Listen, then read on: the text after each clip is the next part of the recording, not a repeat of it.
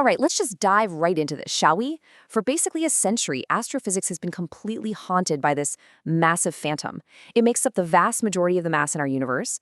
It literally holds our galaxies together, and yet we can't see it, we can't touch it, and we haven't been able to directly detect it.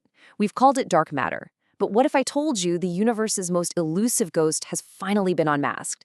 Welcome to This Explainer. Today we're going to explore the Kanamori Universe Theory, or KUT, and discover how a completely revolutionary new framework hasn't just theorized about dark matter, but has actually identified it, measured it, and observed it glowing out there in the depths of deep space. So here is our roadmap for The Explainer today. First, the biggest mystery of dark matter. Second, the core of the KUT dual model. Third, glowing dark matter and the Qian dress. Fourth, identification via the 999.3 nanometer line. And finally, the absolute proof from observation data.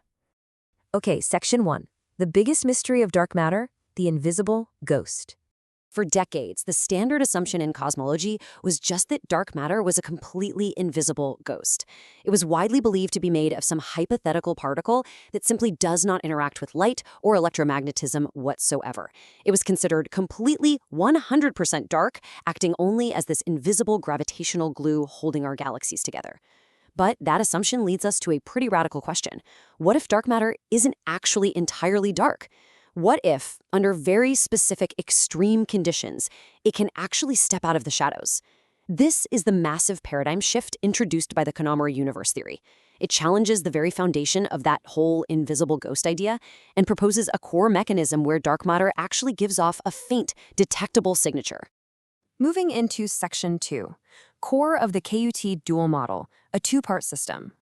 To really understand how dark matter could possibly glow, we have to entirely rethink its structure.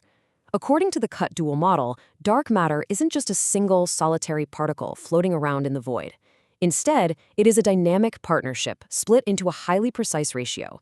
96.3% of it is made up of primordial black holes, or PBHs, and the remaining 3.7% is a phenomenon known as the Qian field. It's the interaction between these two distinct elements that finally solves the mystery. Let's unpack that vast majority first, the primordial black holes. Now, these aren't the massive star-swallowing black holes formed from dying supernovas that we usually think of. Not at all. These are microscopic, ancient anomalies. They formed in the very first chaotic fractions of a second right after the Big Bang, when the universe was just incredibly hot and unfathomably dense. In those extreme conditions, microscopic pockets of matter literally collapsed in on themselves. Imagine taking the entire mass of a giant asteroid and crushing it down to the size of a single proton. They act as incredibly heavy, dense, invisible cosmic paperweights, gravitational anchors scattered by the trillions throughout every single galaxy. Then we have the Qians, which make up that remaining 3.7%. You can picture the Qian field as a microscopic quantum wave field, essentially a pervasive, invisible cosmic ocean flowing through the entire universe. On its own, just out in empty space, this ocean is incredibly calm, diffuse, and completely undetectable. But it has one very special property. It reacts violently when subjected to extreme gravity. When the calm waters of the Qian field encounter the intense gravitational pull of those microscopic primordial black holes we just talked about, things get remarkably interesting. Which brings us to Section 3, glowing dark matter and the Qian dress phenomenon. So what exactly happens when you mix a universe full of heavy microscopic black hole anchors with this quantum cosmic ocean? Let's walk through the core mechanism step by step. Step 1. The extreme gravity of the primordial black hole acts like a relentless trap, pulling in those free-flowing Qians. Step 2 is where the magic really happens. As the Qians are pulled in, they begin to condense around the black hole. But here's the brilliant part. The quantum pressure of the Qians pushes outward just as hard as the black hole's gravity pulls inward. It's a perfect cosmic stalemate. This prevents the Qians from simply falling into the black hole. Instead, they form a highly stable, incredibly dense halo called the Qian dress. Think of it kind of like an atom, where the microscopic black hole is the heavy nucleus and the Qian dress is a dense, glittering cloud of electrons around it. Step 3. Because these Qians are packed so tightly together in this high-pressure dress, they inevitably interact, annihilate one another, and ultimately emit photons, light. And this right here is exactly why dark matter could finally be identified. Because this precise interaction within the Qian dress is mathematically stable, scientists could calculate the exact physics of it. The extreme density of the Cheon dress literally turns invisible gravity into a visible light signal. Because this mechanism is so rigorously defined in the Kanamori universe theory, it gave astrophysicists a literal treasure map. They weren't just pointing telescopes randomly and guessing, they knew exactly what specific frequency of light this quantum interaction had to produce. The energy released from the Cheons creates a very specific, faint glow that escapes the microscopic black hole's orbit and travels out into space. Section 4. Identification via the 999.3 nanometer line, the smoking gun. Scientists knew that the center of our own galaxy was densely packed with these black holes and their glowing Trianda dresses. So the hunt was on. And guess what? They found it. 999.3 nanometers. This specific wavelength of near-infrared light is the ultimate undeniable fingerprint of dark matter. In physics terms, it perfectly matches the 1.2407 electron-volt resonance energy predicted down to the decimal point by the KUT model. For the first time in human history, we were no longer just writing equations about dark matter on a chalkboard, we were actually seeing the light it produces. And the real-time observation data was just absolutely overwhelming. Using the world's most sophisticated observatories, specifically the Very Large Telescope down in Chile and the James Webb Space Telescope currently out in orbit, scientists pointed their near-infrared instruments directly at the galactic center.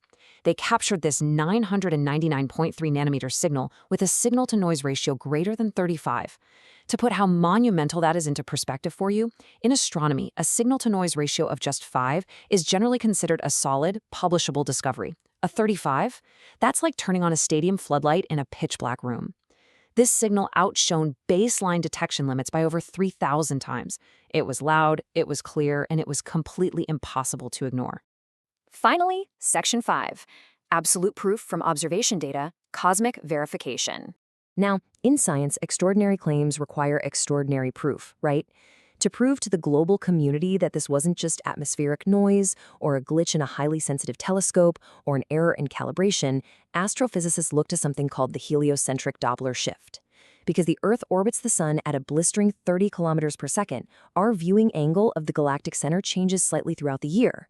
If that 99.3 nanometer light was a glitch in the hardware, its wavelength would remain perfectly static. But if it's genuinely traveling from deep space, the Earth's orbital movement should actually stretch and compress those incoming light waves, causing a predictable, rhythmic shift. And wouldn't you know it, the observation data perfectly matched the theoretical shift of exactly 0.099 nanometers over the course of a year. It was irreversible, airtight proof of cosmic origin. But the brilliance of the KUT dual model extends far beyond just detection. When astrophysicists ran this two-part dark matter system through massively parallel supercomputer simulations, it perfectly, effortlessly solved decades-old astrophysics mysteries that had completely plagued the old models. Take the satellite galaxy problem. Standard models predicted there should be thousands of dwarf galaxies orbiting our Milky Way, but we only ever see a few dozen. KUT solves this because the quantum pressure of the Cheon field naturally suppresses the overformation of these small galaxies. Then there's the cusp core problem. Old models predicted that galactic centers should have unrealistically sharp, spiked cores of density, but telescope observations always showed smooth, stable cores. Well, the Cheon dress model naturally forms these smooth, mathematically balanced Burkert profiles. The theory just seamlessly maps over our observable universe. The pace of this whole paradigm shift has been truly breathtaking. I mean, it leaped from the strict mathematical formalization of the KUT axioms 1 through 5 straight to the undeniable optical proof using the Very Large Telescope and James Webb. And remarkably, it has already transitioned beyond observation into active space engineering. The OMEX Space Core, which is a satellite equipped with advanced logic processors explicitly designed to run this new cosmological framework, has successfully completed environmental testing and actually launched into orbit for real-time cosmic intelligence gathering. The impact on the scientific community has been monumental. With simultaneous, rapid publications in top-tier journals like Nature and Science, the debate regarding dark matter's existence and composition is effectively over. The Kanamori universe theory is now permanently established as the standard baseline framework for modern physics. The discovery has even triggered the creation of a massive international research institute and a brand new global academic society dedicated solely to advancing this framework. So what you should ultimately take away from this is that humanity is no longer stumbling in the dark. We now know with absolute certainty that dark matter is a beautiful, highly dynamic dual dance between primordial black holes and a quantum wave field, glowing faintly at exactly 999.3 nanometers. With the universe's biggest ghost finally unmasked, we are standing at the dawn of an entirely new era of computational topological astrophysics. So how will this completely new map of the cosmos change our journey through it?